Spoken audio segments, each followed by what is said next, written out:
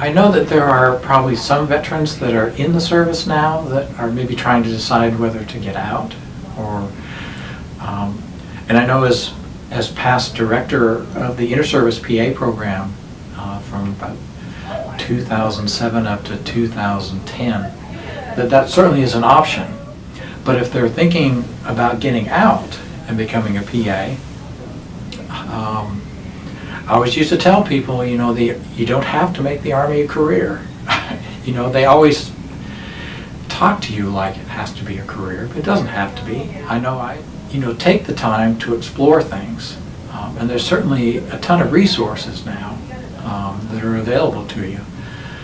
You may want to start taking advantage of your tuition assistance and take some of those courses while you're in the service that are prerequisites for PA programs. You know, the mathematics, the English, those things are generally very easy to get. Get a lot of your core requirements just so that you build up a number of semester hours.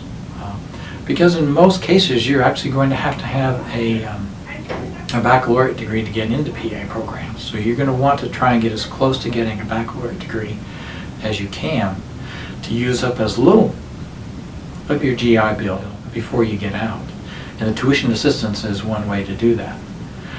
Getting those courses like anatomy and physiology and chemistry are a little more difficult. I know there are some installations where you can get those, and others where it's more difficult.